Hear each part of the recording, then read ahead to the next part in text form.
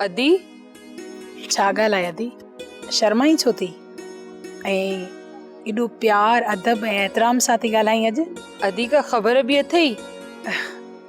मूंखे त पंहिंजी ख़बर न आहे, ॿियनि जी वरी मां कहिड़ी ख़बर रखंदसि। अदी हो आहे न गोहर। हा हा, गोहर आहे। गोहर जो पीउ तगियो आहे, उन जो भाउ इहो चरियो खरमगज़ी उहो आहे, पर तूं शर्माई छो थी? अदी हो ॻाल्हि ई अहिड़ी आहे त तगियो मुंहिंजो मामो, पर हू तगाइण जहिड़ो न थी। हुन जी कंहिं बि ॻाल्हि में न अचिजांइ अदी। हीअ ॻाल्हि न सची आहे, छो त ॻाल्हि गोहर कई आहे। छा चयो आहे गोहर तोखे? मामा तगियो न असांजी शादी जे लाइ राज़ी थी वियो आहे ऐं जल्दी ई हो बाबा खां मुंहिंजो संग वठण ईंदो। सची? कसम आहे अदी, अच्छी मसीद जो। पर बाबा लाइ राज़ी थींदो अलाए न। बस बस बस बस, मां समझी वियसि भेण। बाबा खे राज़ी करण मुंहिंजो कमु आहे। इहा ॻाल्हि तूं पंहिंजी भेण ते छॾे ॾे।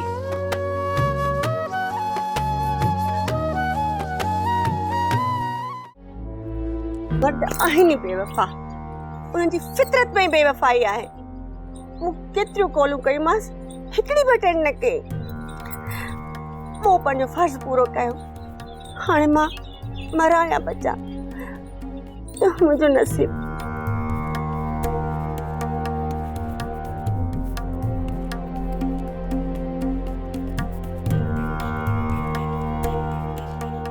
हाणे तूं फोन करे बेवफा कंहिं जाइ जो।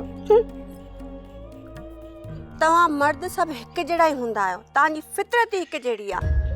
तपेदार, वकील, असीं सभु तोखे फोनूं कंदा रहियासीं, पर तो हिकु ई फोन अटेंड न कई। जी जा सका। तो एतिरो बि न सोचो त जेकॾहिं मां इहा मिल्कियत उन टाइम अदा खे न लिखी ॾिनी त हू मूंखे शूट बि करे सघे थो। दरअसल उन महिल क़यामत कोन अची वई हुई। मूंखे ॾटो ॾिनई त मां अचां थो, ऐं वरी फोन बंदि करे अॼु तो तूं चवी ॿिए ॾींहं ते तूं सफ़ायूं तो पेश करी। हा चाचा मलूक गुज़ारे वियो। छा? उन महिल जॾहिं आउं तव्हां ॾे आयुसि पे, हू आख़िरी साह खणी रहियो हुयो।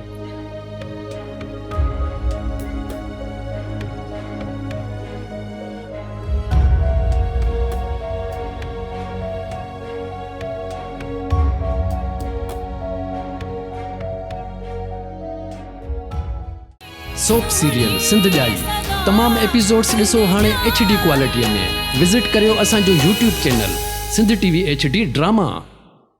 सब्सक्राइब कयो असांजो official YouTube channel Sindh TV HD drama ऐं वधीक अपडेट लाइ बेल आइकन खे क्लिक करियो।